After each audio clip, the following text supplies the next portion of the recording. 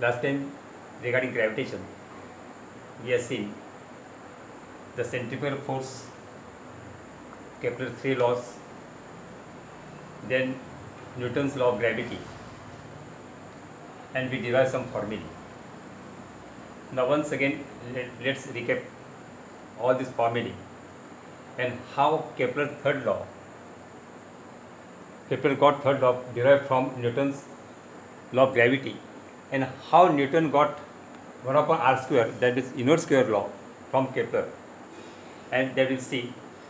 Then free fall escape velocity, and we'll solve some problems. Acha, I told last time that velocity is vector, and therefore it has both magnitude and direction. When body falls under gravity, we know that the direction is constant. Direction same, but magnitude changes.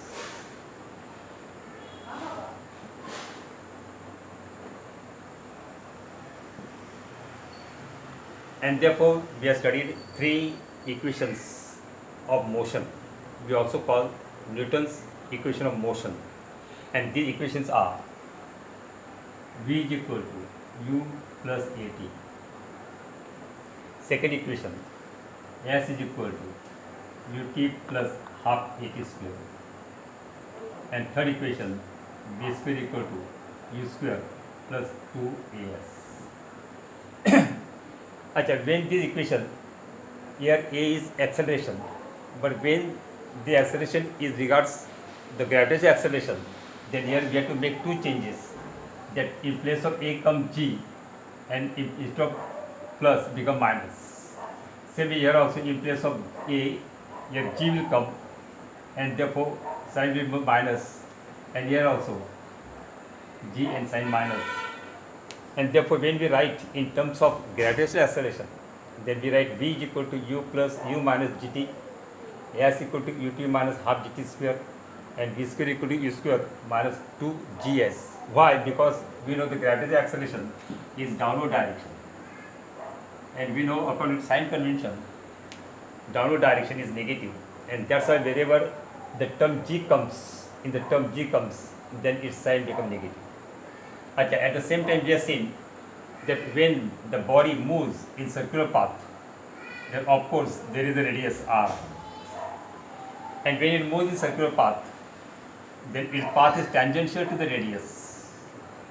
So when it moves in circular path, the direction changes, magnitude remains same.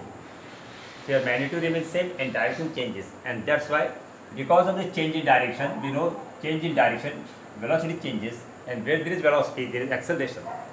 And therefore, acceleration is V square upon r, where r is the radius and v is the velocity. So square of velocity upon r, and this is very, very important formula. Whenever body moves in circular path, whether it may be electron, or it may be any heavenly body, or it may be the earth revolving around the earth, around the sun, or any planet revolving around the sun, we have to apply this formula.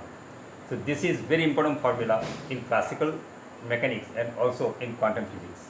So here A is equal to V square upon r, but we know that force is equal to mass into acceleration, and therefore here force equal to the force acting is equal to mass into acceleration, but here acceleration is V square upon r, so we will write V square upon r, and therefore force is equal to mv square upon r, and this we call centripetal force. Centripetal force. So here the centripetal force acting towards the center, that is we have to apply towards the center in order to move the body in circular path, is mv square upon r. Now here, so last time we have seen the Kepler's three laws. So once again, let me revise. The first law of Kepler is every body or Earth or any planet revolves around the sun in an elliptical orbit. That is, the orbit is ellipse, and sun is one of the foci. There are two foci, and sun at one of the foci of the ellipse. So the first Kepler's law is the orbital ellipse, the orbit is elliptical, and sun as is one of the foci. The second one is, if you join any point from the planet to the sun, then the distance it sweeps equal distance in equal area. For example, suppose the sun is here the sun, and if you take the distance here the planet, P is the planet suppose, and B is the sun, then this is the distance between the planet and the sun. So it sweeps equal area in equal interval of time. And third one, we know that T square is proportional to R cube. Now see, T square is proportional to R cube has been derived from Newton's third law. Acha, we have seen that Newton's law of gravity. Ready na?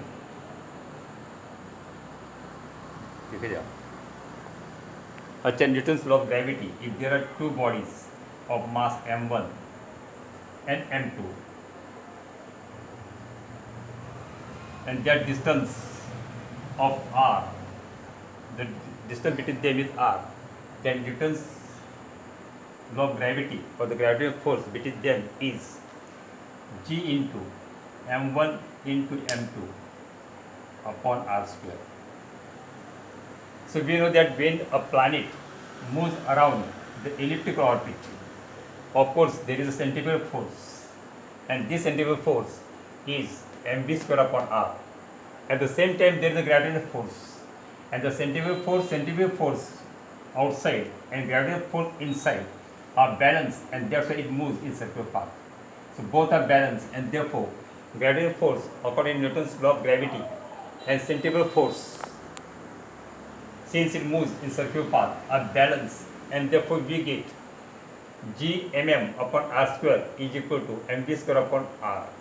Now here, suppose it is velocity, the total distance, this total distance is perimeter, and we know the perimeter is 2 pi r. And suppose it takes is time period to complete one revolution is t. T is the time period of completing revolution, or we can say the revolution period t. Then velocity, we know that velocity is equal to distance upon time. So total distance is 2 pi r, because it is nearly circular. So 2 pi r upon t, and therefore v square is equal to 4 pi r square upon t square. So let's substitute this equation second in first. So first we know that g mm upon r square is equal to m into v square, but v is, we know, 2 pi r upon t. So v square is equal to 4 pi r square upon t square into r, and we get this equation. And therefore here we get gm upon 4 pi r square will come denominator here. 4 pi square will come denominator. Now r square into r square, here r square into r square upon r into t square. So one r will get cancelled here, and therefore gm upon 4 pi square is equal to r into r square is r cube upon t square, and therefore we find that g is a gravitational constant, m is the mass of the earth. If the satellite is moving around the planet, then mass of the earth, or if the earth is moving around the sun, then this will be mass of the sun, 4 pi r square. So these are constant, and therefore we can write that r cube upon t square is constant, and therefore r cube is proportional to t square. So we know that the cube of the distance between the planet and the sun is proportional to the square of its periodical time, and this is Kepler's third law, and this Kepler's third law can be derived with the help of Newton's law of gravity also. Achha, we have seen in Newton's law of gravity that the force is inversely proportional to square of distance. So force decreases as the distance increases, but distance square, the proportional square of distance. So how Newton arrived at this? So Newton got this inverse proportion from Kepler's law. So we know that F is equal to mv square upon r. So this is the centripetal force. But at the same time, we know velocity is the circumference upon time period. And therefore, substitute second in first, we get F is equal to m v square, but v is equal to 2 pi r upon t square upon r, as it is. And simplify, we get m 4 pi r square upon t square into r we get. Now let's multiply both sides, numerator and denominator, by r. And therefore we get F is equal to m 4 m pi square r square. So here will become r cube upon r square into t square. R square, r into r square into t square. But just when we have seen, so 4 m pi square upon r square into r cube upon t square. But just now we have seen that Kepler's third law, that r cube upon t square is constant, because r t square is proportional to r cube, and therefore t square upon r cube is constant. Or we can also write that r cube upon t square is constant. So this is constant, and 4 m pi square also constant, and that's why F is equal to constant upon r square, and therefore F is inversely proportional to square of distance. So from Kepler's law, Newton arrived at his inverse square law, and that's why he stated that the attraction between the two bodies decreases at the square of the distance between them. Okay. Now page 15, let us take the problems. Here one problem is given, fourth one. Let the period of the revolution of a planet at a distance r from a star be t. So here distance given r, and period is given t. Prove that if the distance is twice, means distance is 2r from the star, then its period of revolution will be root 8 t. So if distance become 2r, then period will become root 8 into t. This we are going to prove. Now say how to prove. According to Kepler's law,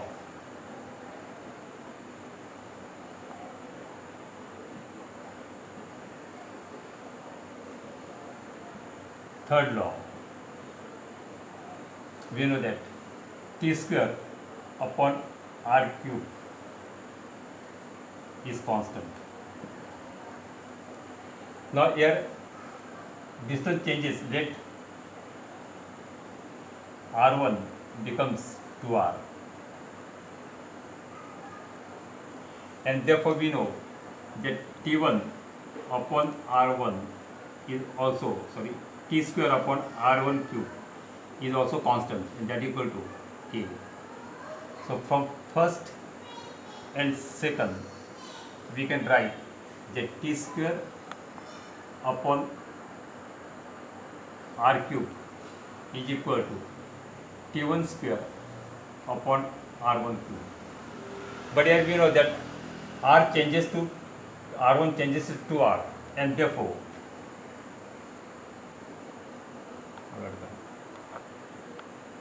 t square upon r cube is equal to t1 square upon r1, but we know the r1 is equal to 2r, because r1 changes to 2r. So in place of r1 we will write 2r cube, and therefore we get t square upon r cube is equal to t1 square upon 8r cube, and therefore cross multiplication we get t1 square is equal to, so t1 square is equal to, this will become numerator, so 8 r cube t square upon r cube. So r cube will get cancelled, and therefore t1 square is equal to 8 t square, and therefore taking square root we get t is equal to root 8 into t, which is 2.